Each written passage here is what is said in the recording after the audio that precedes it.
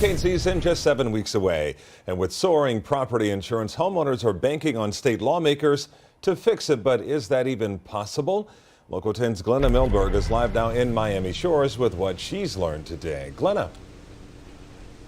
You know, Calvin, the headline for property insurance, it's always been, it's complicated. That's always been the case. Now it's a crisis for so many people who just can't afford premiums anymore.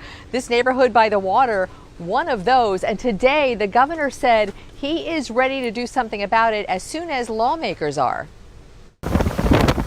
It's a Cat 5 level of concern. Yes, on special session. We asked the governor in Miami today about lawmakers' work on stopping the skyrocketing premiums for property insurance and keeping companies solvent enough to pay out. I don't think they have a product that's ready for prime time next week. The companies you count on and pay to foot the storm damage bills too have gone bankrupt or pulled out of Florida. Enrollment in Citizens Property Insurance, our state-backed insurer, which has been known as the insurer of last resort, has ballooned, taking on as many as 800,000 new policies.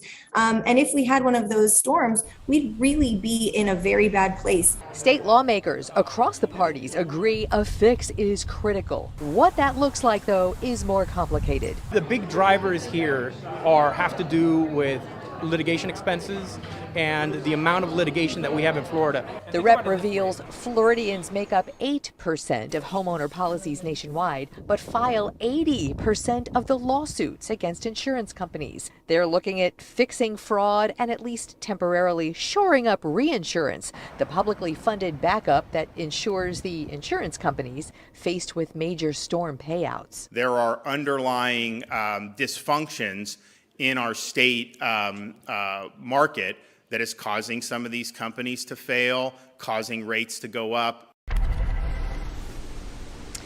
So if you're listening between the lines, you hear that a special session about all this is almost a foregone conclusion, although there's no date set yet. The lawmakers working on this point out a special session is typically 4 days. Boy, that would be a really heavy lift to do that in 4 days. But as they say, stay tuned. I'm Glenna Milberg, live in Miami Shores today, Local 10 News.